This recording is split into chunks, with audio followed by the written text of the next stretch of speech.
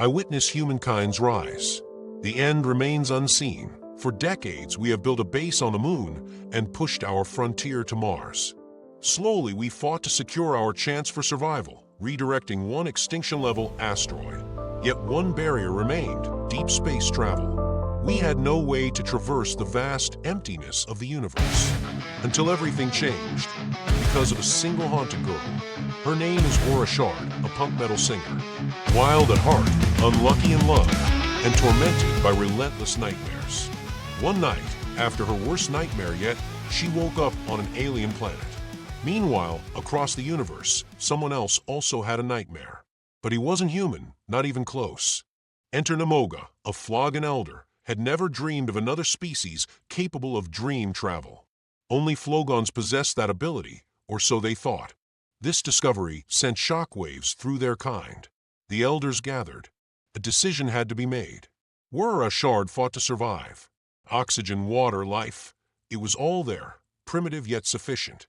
She adapted, explored, and soon uncovered signs of past intelligence on this world. The Flogons reached their verdict: rescue her. Captain Yondar prepared his ship. A volunteer team assembled. Their mission: to find the lost girl. But Flogon space travel was not what humans imagined. It wasn't engines or wormholes, it was dream travel. A captain could dream an entire starship across the cosmos. But finding an unknown planet proved difficult, and the journey took 2 years.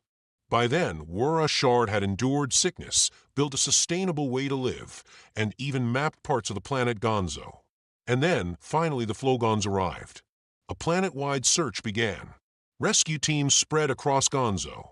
2 months later, they found her. But now came another challenge: communication. Fortunately, Flogons learn languages quickly. They brought Wora aboard their mothership, Tiny Spark. This moment marked the first encounter between humanity and another intelligent species. Once communication became possible, a new mission emerged, returning Wora to Earth. Yet, how do you describe a single star in the vast universe when the only witness is a young woman?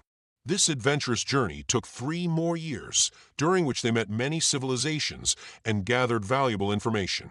And then, at long last, Tiny Spark reached the solar system. A landing vessel descended toward Wora City, its approach unnoticed by Earth's space defense systems. Finally, Wora was home, but she had made a promise. Some of her Flogon friends would come to her concert.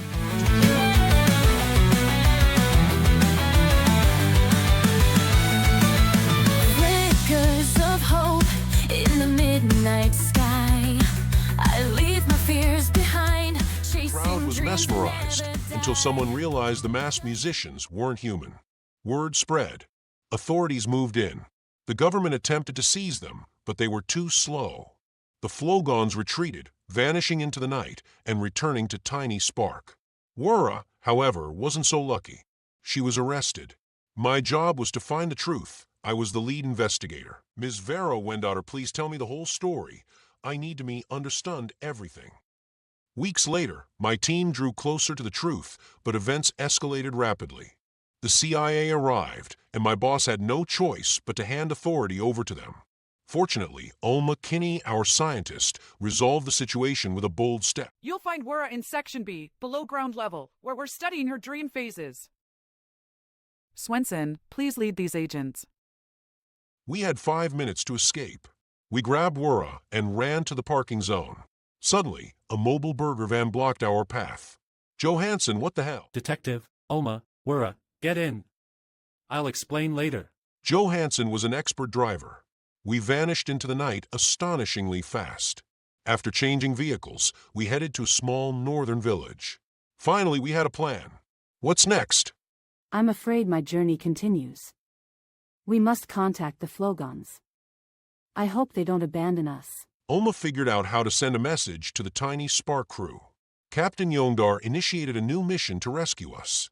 We silently watched Earth fade away from a navigation room of an alien spaceship. I experienced dream travel firsthand. At that moment, we were just one jump from Enta Namoga's planet. He wanted to meet us in the Elder's Ring to determine if humankind was worthy of connecting with the Flogons. I knew our only ace was Wora Shard. Solar winds, my spirit shining bright. I carve my story among the stars each night.